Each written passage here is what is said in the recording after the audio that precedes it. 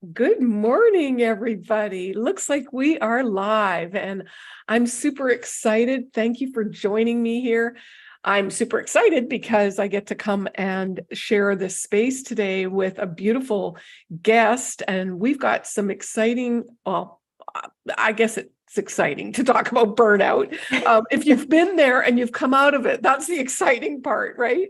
When you're Yes. stuck in it, it's not so much fun.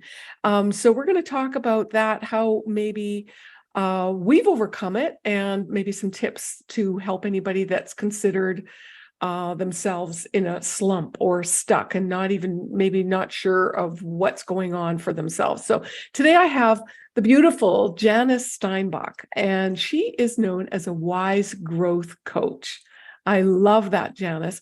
She empowers small business women to achieve their visions without overwhelm and burnout. And she grew up in Washington, D.C. area. She's run a private practice of coaching for over 10 years, and she brings 30 years of mental health expertise to her coaching work. So welcome, Janice. Thank you so much for joining me here today. Well, thank you for having me. It's a pleasure to talk to your audience about things that are really important to me, and that I think we're kind of still in the aftershocks of the pandemic.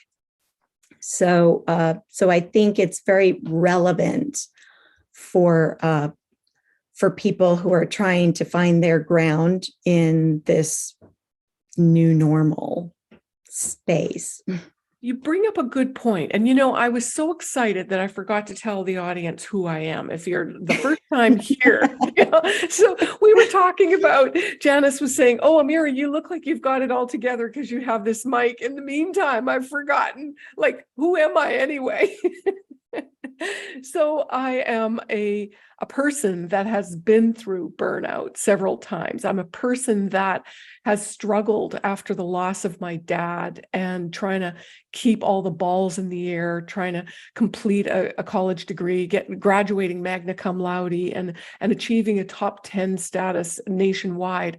And that's called, and then I collapsed. I collapsed because my body just couldn't weather the storms, the continual process of storms, because I'm kind of a persistent person and I kind of keep pushing. And I think those are really good traits, right? To keep the balls moving. And when you said pandemic, I'm like, oh yeah, that did hit a lot of people. I started pushing through that before it was said and done because I've got my own beliefs about what it was. So I didn't let that stop me. And my intuition has helped prove I was correct. But some people get overwhelmed, talk about the media, overwhelmed with the information, overwhelmed with the changes that we were facing, right? You can't do this today, tomorrow you can, or you got to go in one direction down the aisles of the grocery store and only 6 people in the store at a time. I mean, crazy stuff that happened. I was in California. So, before we got together today, I was thinking, most people that reach out to me, when they first connect to me, they are burnt out and overwhelmed. Either there's been a life-changing situation for them, or they've gotten themselves in over their head and they can't say no. But it always comes back to this overwhelm or feeling stuck. Can you speak to that, Janice, and how you've come to notice this? Well, I think that obviously there are multiple different ways with 8 billion people on the planet to interact with life, right? For our purposes here, I'm going to talk about 2 different scenarios. Okay. So the people that I have been working with as a professional counselor, that work has mostly been about grief and trauma. And so I explain it as mostly a process of getting from close to -10 to 0. Okay. And when you've been at that deep negative end of the scale for a while, getting to 0 is fantastic. It's live. You're breathing again. You're alive. Yeah, it's like a resurrection moment almost. So in that situation, there is a story that has impacted you regardless of your personality, regardless of anything that you did or didn't do. This event happened and you found yourself working through it, surviving it. Yeah, hit by Right. a Mack truck. Yeah. Trying to figure out what's next. Right. So what you were describing is more of people like us who are high achievers, who just have trouble finding what I call a sustainable pace. So we are the people who just we run into the wall and we collapse, we get back up, we run into the next wall, we collapse, and it doesn't have to be that way. It sounds like a Roadrunner cartoon. Right. It's so ridiculous when you look at it, like from my perspective now, and as you describe that and imagining myself doing that, I'm like, what part of stupid is, well, the thing like so about ridiculous. The way I look at it is that I don't want anyone to be ashamed of who they are. Right? I don't want you to feel bad because you think that's the way I am, then there's something wrong with me and I need to be fixed. So are we talking about something different? Well, I'm talking about like that mentality, that like drive. Okay. In other words, persistence. Right. Like, that I want you to be able to be who you are, to keep thriving and achieving without getting stuck in overwhelm and burnout. So this is a system that I'm teaching because I do the same thing of pushing myself. And I have this toolbox of resources that keep me from hitting the wall, that help me to recover when I overdo it, so that I'm not flatlining. So that's what I do, because I don't want people to feel judged, like there's something wrong with them. I want them to live their passionate, brilliant life. So based on, I can appreciate from my own experience, and you just mentioned you had a similar experience. Tell us, how did all of this begin for you? Tell us your story. Yeah, so for me, the beginning was, I was an undergraduate student at the University of Maryland in my senior year, and I won a lottery. Okay, it was an academic lottery. Cool. We had a visiting professor, and that was the very beginning of knowing anything about the difference between the HIV virus and the AIDS disease. Right. And so I love learning.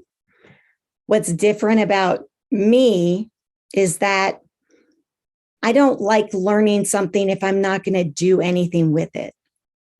Oh. So this class this class energized me to do something, not just learn about HIV and AIDS. And I was able to go to a health conference in the DC area. And so long story short, I'm at this conference, and this guy steps on stage and says, I showed up to work with my AIDS patient as a supportive person. And I was having a bad day. I was out of sorts, and he noticed. Mm-hmm. And he reached out to me and was like, hey, what's going on? And it shook him. He was like, wait a minute, I'm supposed to be here to help you. You're not supposed to be helping me. And the AIDS patient said, well, you're no good to me if you don't first help yourself. Absolutely. And I'm sitting there because, I was like all ready to be the helper, to show up and make a difference in the world. And I was like, oh no. Suddenly this like my own personal to-do list showed up. And I was like, oh no, maybe I need to pause and take care of some of my own stuff before I'm really going to be able to be an effective helper.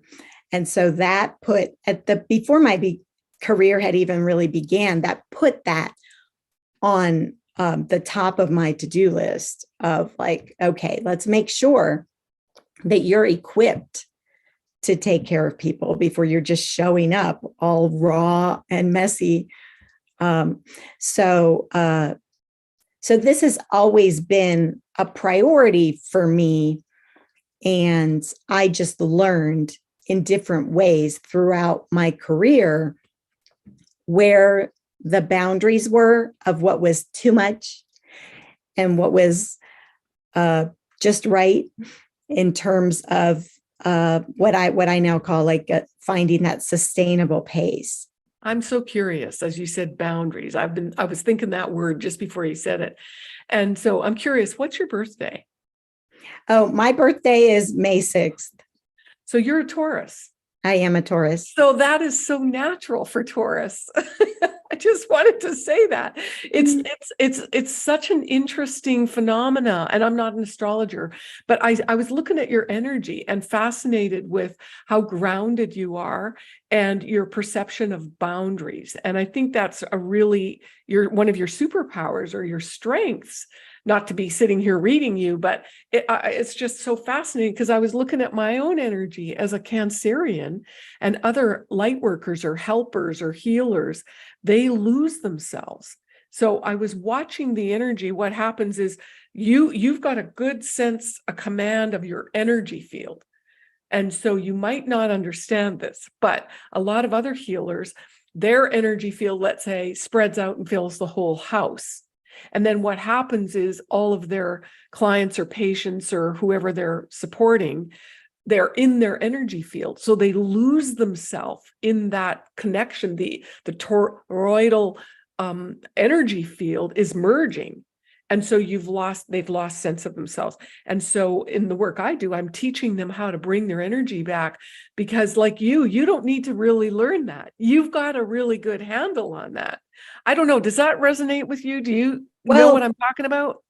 I appreciate that you noticed that in me today. I would say that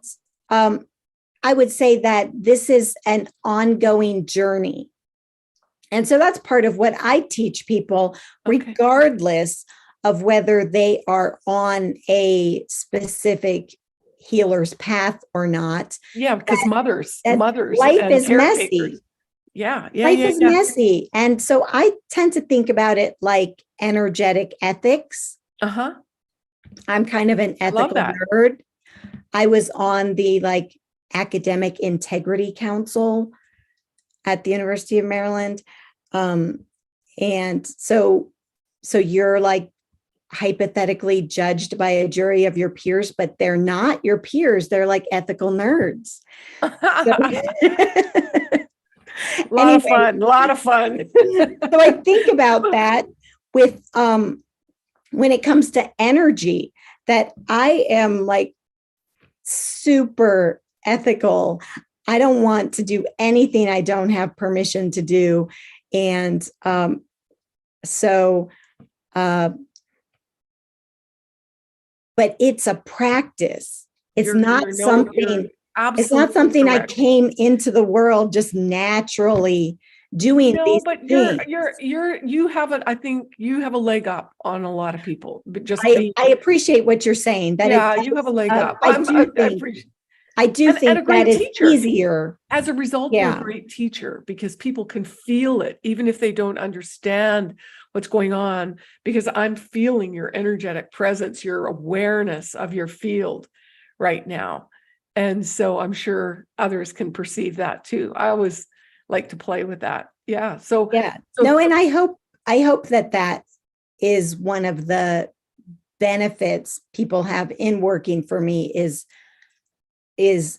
experiencing that safe space that I have created, and that gives you a base for feeling safe and secure in your own space, as well as, I think a big part of my work is when you need it, to borrow some hope. When you get discouraged, it doesn't have to be a huge life explosion. We just get discouraged from time to time because of life. And so I think borrowing hope is part of our responsibility in the world when we are in a strong space. Then we have it to lend. When we are in a lower space, then other people, then it's our responsibility to practice receiving, because we're collaborators in this life. We're not meant to be on our own, to do this by ourselves. And I that's think it's another, sorry, go ahead. that's another important thing. Sorry, Yeah. just that balance of giving and receiving. And I think that's critical for especially super achievers, is they just feel, and most of the clients and people I work with, they're way more comfortable giving, and they feel really inadequate, or there's something wrong, whether it's a religious or a cultural belief.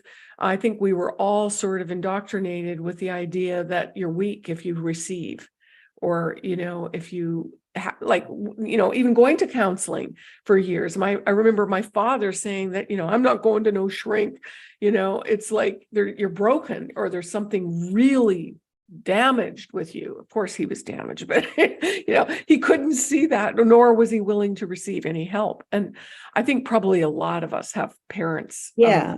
families. But tell me, what is the most important thing that your family taught you? Your parents? Well, my father taught seventh grade forever.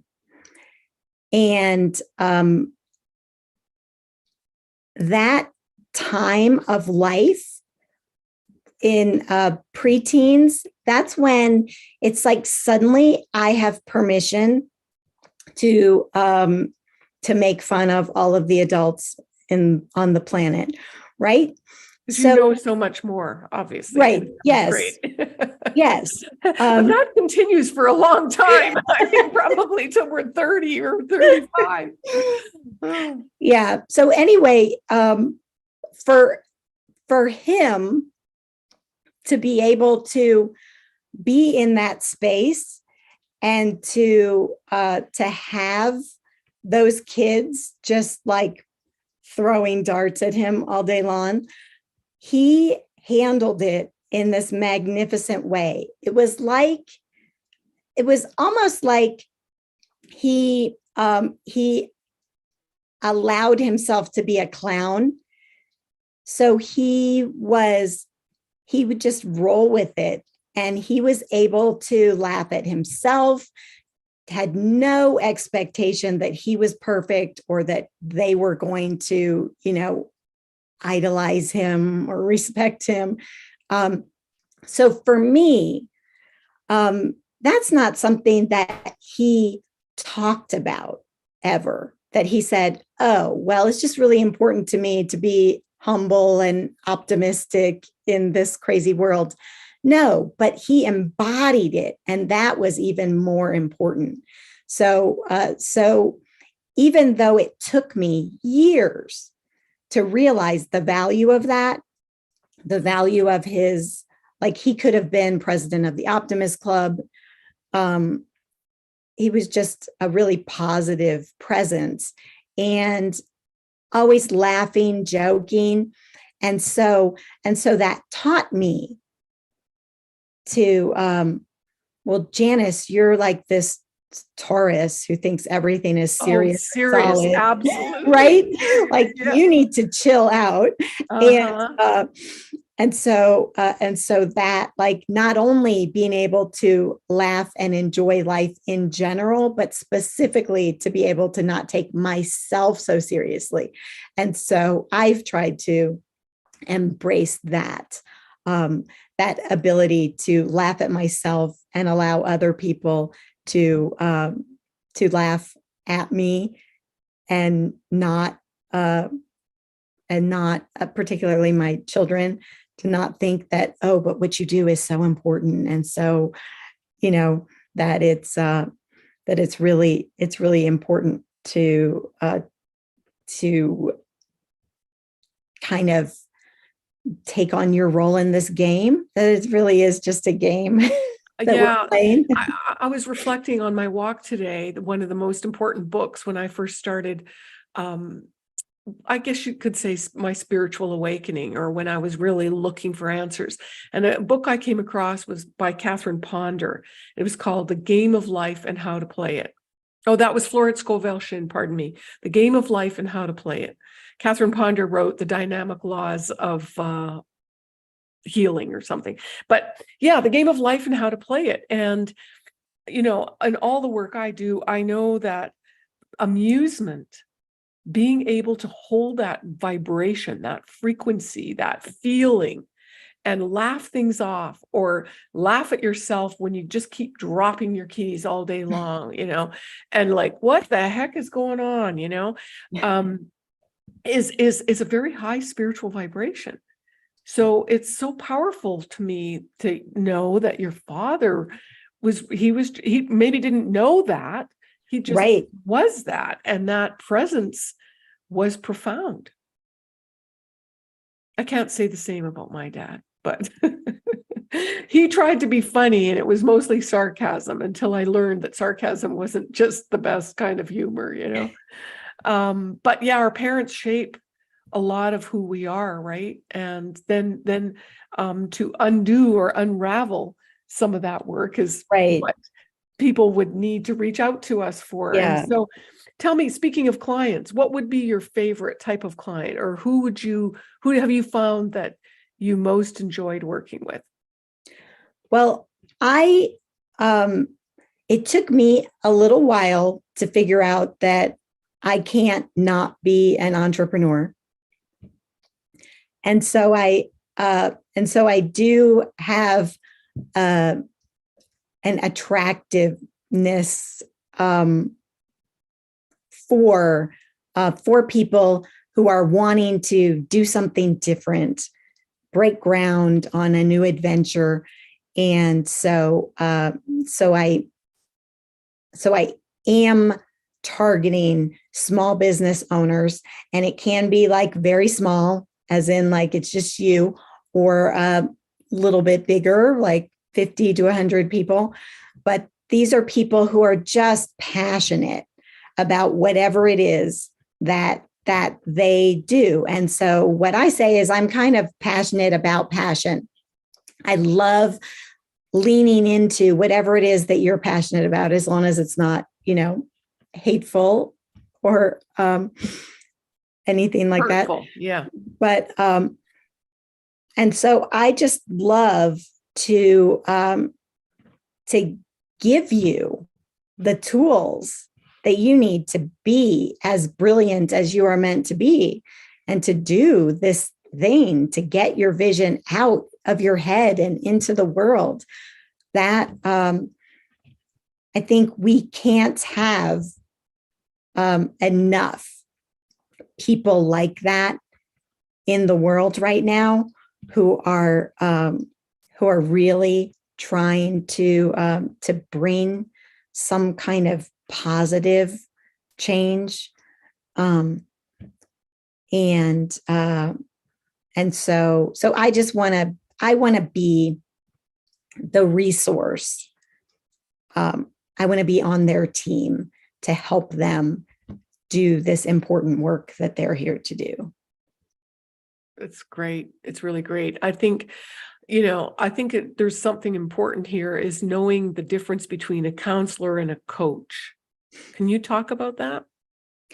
Yeah. So to me, it's kind of like what I was talking about with the with the -10 to 0 earlier, that when people are in crisis, that they tend to be at the -10 level. And so getting them to 0 is really important work. The coaching to me is more about imagining what it's like on that +10 side of the scale, and stretching for beyond what you've even imagined. Yeah. Like So holding a vision for what's possible for the client. yeah. So it could be called vision casting. Okay. Can you give us an example? Is there somebody that comes to mind of how you worked with them? Well, so a physician comes to mind who was in private practice and was struggling with the team dynamics.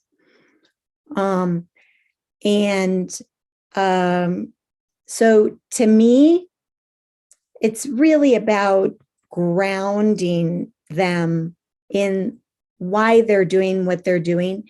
The day-to-days of life can get us distracted from, why did I work so hard to get to this place to begin with, just to be like caught up in this soap opera. So I think it really is, it's about that, giving him permission to remember who he is and why he's here, and then really dream, envision what would my ideal work look like, and can I do it in this place with these people, or is there another option? So to me, it's not even about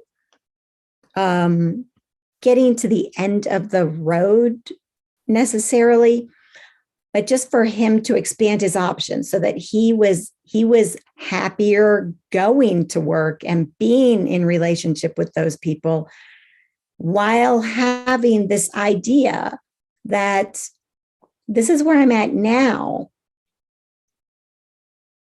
but I'm now considering these possibilities that I never considered before for what my next best step could be.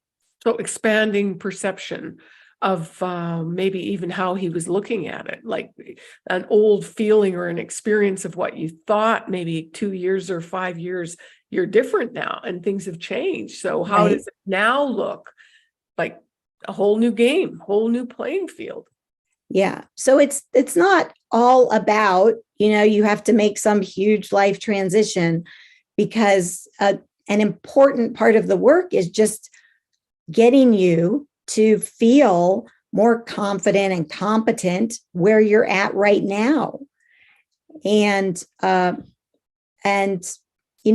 speaking of boundaries, a big part of that is particularly someone like that whose mission in life is to serve others. It's really easy to end up doing work that's not yours to do. And then you get overwhelmed. And Right. then, so can you give us some tips? Can you give us some hacks of how we can prevent or redirect maybe this potential possibility of becoming overwhelmed? Well, so my first aid kit is, first of all, we have this new in the field of psychology research called the science of awe.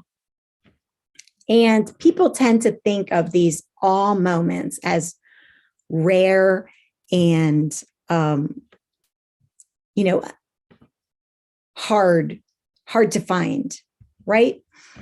And so this is a practice of setting an intention to look for those moments of awe and really, It's really A-H pause.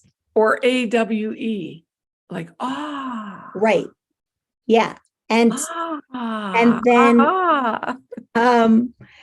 uh, if you give yourself a moment to embody that experience, not just, I live near the mountains, so we see the mountains all the time, and you're like, aren't they beautiful? They take your breath away. But actually pausing even like 10 or 20 seconds to really let that sense of awe take over your whole body, it brings you this moment of calm and clarity And gratitude. that is in your nervous system. Mm-hmm. And so that is a really powerful hack for getting to that rest and reset area of your nervous system. So if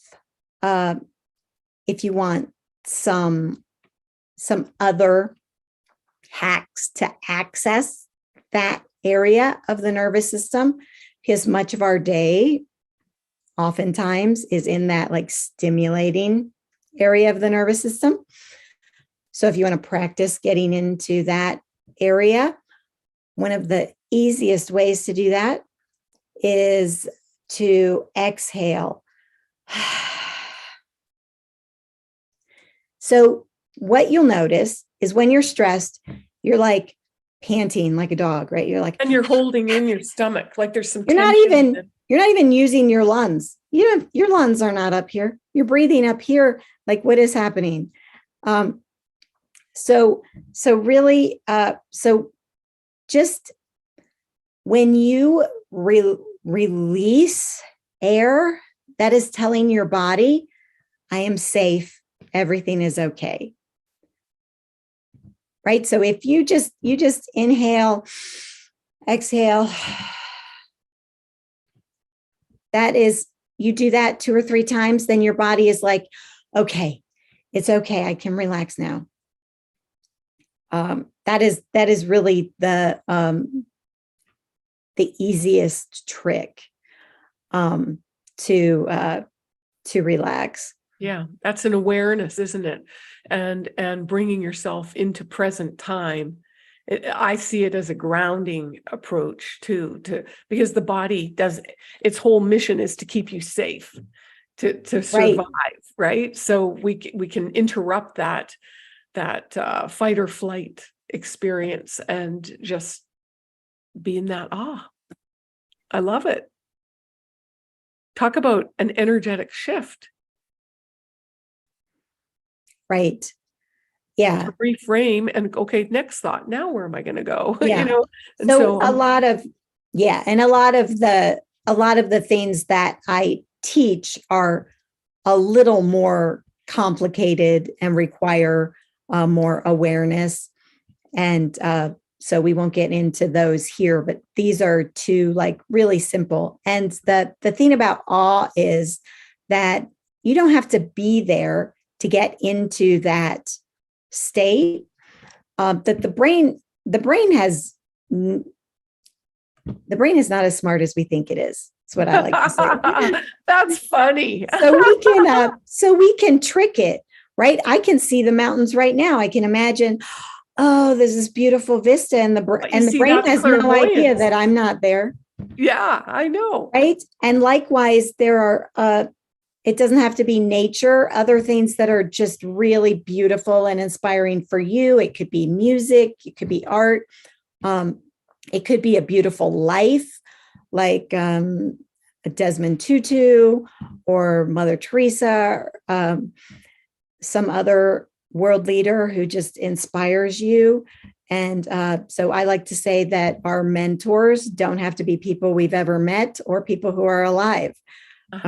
So tap into that awesomeness Avatar, of their life. Yeah. So there are, and then, the supernatural, like trying to get your brain to understand quantum physics or like the size of our solar system.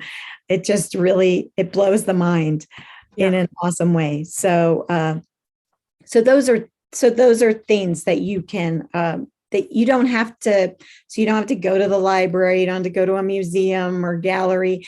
You can just imagine, just take a moment and imagine this beautiful thing. And the brain is like, oh, I like this. It just gives you a break from the daily grind and then helps you get clarity.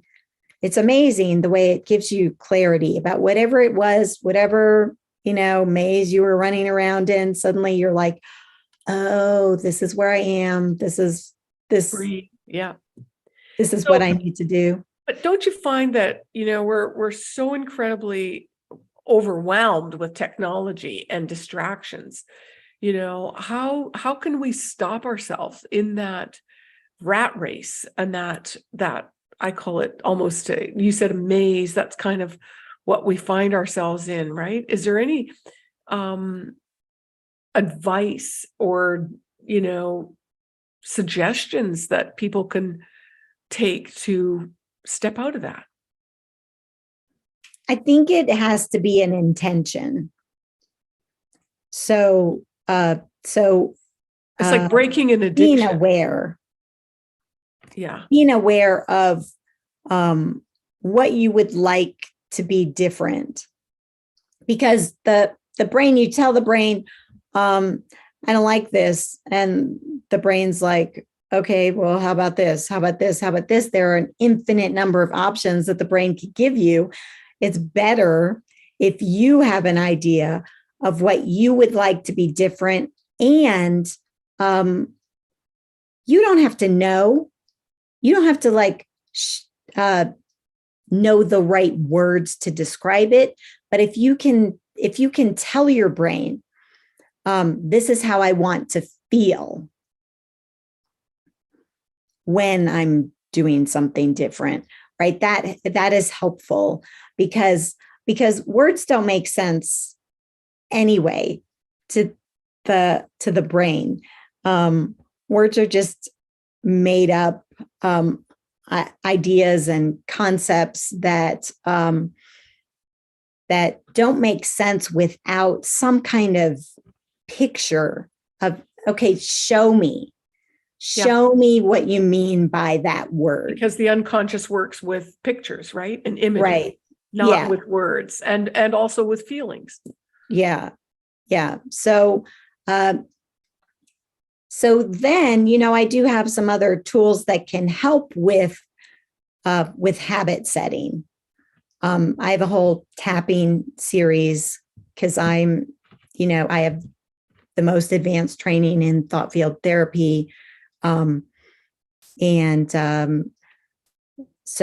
these are really powerful, simple things that you can do to invite your body to let go of old habits that no longer serve you and to invite in some new things to train the brain. To me, it's like making a marketing pitch to the brain that we're going to stop doing things this way. We're going to start doing things this way. And then the brain is the brain doesn't like change, so it's gonna be resistant. And my clients always say, well, that my brain doesn't like that. That doesn't feel Too bad, good. right? And I say that's great, because that's what we want. We want Resistance. the resistance to come up and to Let it go go. out. Being aware that there's resistance there is a significant step. Yeah. But to me, the emotions, we live in a world where people haven't been taught to be comfortable just in their own emotional space. And yeah, like, how are you? Oh, I'm fine. I'm right. fine, right? And it's like I said, okay, because I can see your energy. Tell me how you really are. Yeah. And then people really get taken back by that. It's like nobody, when I lived over in the Middle East, people were very, very, I mean, this was stuck out in my face, is what, even when they text message, they always say, how are you? And they pause and wait for your response. Now, nobody, I don't think, is really honest with how they are, but that's because I even had to say that to the people. How are you? Oh, I'm fine, fine. Really? No, you're coming to see me because you're in pain. So don't tell me that you're fine. Right. So maybe we need to start a campaign, Janice, of being honest. Today's not such a good day, or I'm a little, I'm a little flat today. I'm not quite sure what's going on, or I don't know. What do you think we about should that? be more honest to just say things the way they are. Like we talk about the weather, like people in small chat, they're like, oh, it's cloudy today. The emotions are just like the weather. They come and go. They're temporary. No matter how huge a storm is, it passes. And whatever recovery is necessary, you don't have to do it by yourself. Right. So I think it's part of, and that's part of what I do, because I am, I'm like really comfortable with all of the emotions all of the time. Like, you don't have to have one, you could have several happening at the same time. Yeah. And be overwhelmed and excited. Like, that's I know just I've got a lot normal. of stuff to do, Right. but I know I've got a system or a checklist and I'm going to do it. And so it's really exciting. Yeah. And that's something that most of us have to practice, just being aware of what all of the different emotions are that are trying to get our attention, and what to do with them if we haven't been taught what to do with them. And people, so one thing that I like to say is that people think that what I do as a counselor is fix crazy people. And what I think I do is tell people they're not crazy. Yeah, I always thought I was normal. And a friend of mine told me, no, you're not normal. So, what's normal? I mean, normal may be boring. Well, right? Who wants to be normal? And what, yeah, that doesn't sound, I don't know. Doesn't sound fun. Didn't you grow up wanting to just fit in with everybody else? I think. Oh, sure. And so to me, that was what normal is. And so wherever you move or wherever you're at, you kind of try to blend in. I think it's a natural, unconscious process just to be loved or to be liked or to be accepted. Yeah. Yeah. So Janice, you mentioned about your clients saying that, you only work with crazy people. I mean, that you want to work with fun people that are looking to get overwhelmed or get clear, or where can they find you? What is it that you're offering to help them? So I'm at wisegrowthcoaching.com. That's the name of my business. And they can get a free gift there, and sign up for 30 minutes of free coaching if they want to get to know me. Great. No, so they can reach out to you and find out they're not crazy. Absolutely. Great. Yeah. Great. Well, was there any program that you have that you're offering, or is it one-on-one coaching? How is it that you work? Right now I'm working one-on-one. I am going to be launching an online course, which at the moment is called Burnout to Brilliance and Beyond. So I am looking for students to join me Awesome. in Okay. that. Okay. So if anybody's out there thinking that they're on the verge of burnout, or they're somewhat overwhelmed, or they'd like to get some clarity on where their next step is, they could reach out to you. Is that correct? Yes, Awesome. All right. absolutely. Well, thank you so much, Janice, for showing us your light and your wisdom, and sharing your dad's story about just, maybe not taking ourselves so serious. And I think that is so powerful, and how we can, really get through the day, no matter what we're facing, whether it's a difficulty or whether you're soaring, is sort of taking it all in stride and being amused and, shining bright is what I say. So for all of you out there listening and watching, please like and share. If you like this conversation, you'd like to hear more, subscribe, hit that bell so that I will speak to you soon. And I will be back next week, Monday, weekdays, 11 a.m. Eastern time. So I look forward to seeing you there. Have a great weekend. Everybody, shine bright. Enjoy the beauty all around us in that awe. Oh, look for the awe. Yeah, I love that. Thank you so much, Janice.